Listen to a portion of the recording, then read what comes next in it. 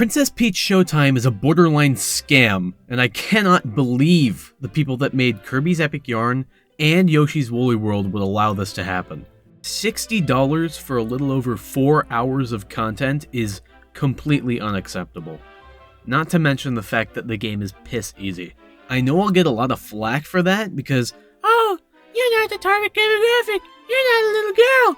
Listen, just because it's for little girls doesn't mean it has to be a walking simulator. They're not stupid.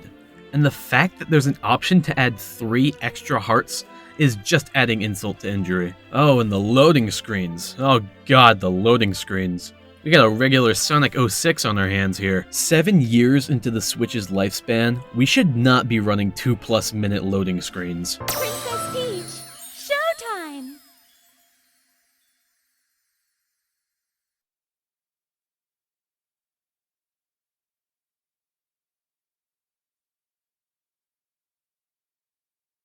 And on top of that, there's constant slowdown and lag, especially around cutscenes. Again, I reiterate, not something we should have to deal with 7 years into a console's life. My friend brought up the idea that maybe it was meant to be a launch title for the Switch 2. Maybe it would run better or look nicer there. But allegedly the Switch 2 was delayed until next year, so why not just delay the game too? When I saw Goodfield's name in the credits, I audibly gasped. The fact that the developers that I had held up for being some of the most creative people in the business made this just honestly makes me so sad. Sure, the music is good and some of the designs are cool, but it's not $60 cool. I was skeptical before I even bought the game. From the trailers, it honestly didn't look like my type of game.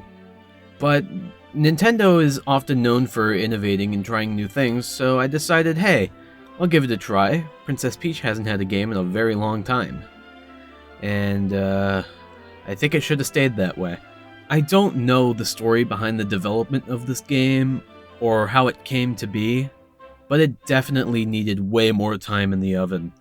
It runs at such a weird resolution, too. It just looks like a scrapped 3DS game that they threw back onto the Switch because they were running out of titles. What sucks is that if the game got really good reviews and performed really well, it could have showed Nintendo that we're up for cool, wacky side games like Luigi's Mansion. But sadly, this game simply didn't have the charm or quality that could make it an instant classic like Luigi's Mansion. If the game was $20 or even $30, I wouldn't be making this video. I would just treat it as some silly little side game meant to hold us over until Paper Mario and the Thousand Year Door came out.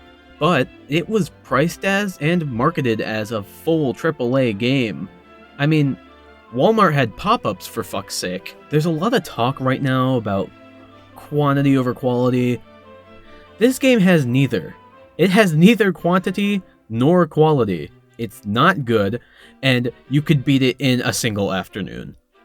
It's just so sad.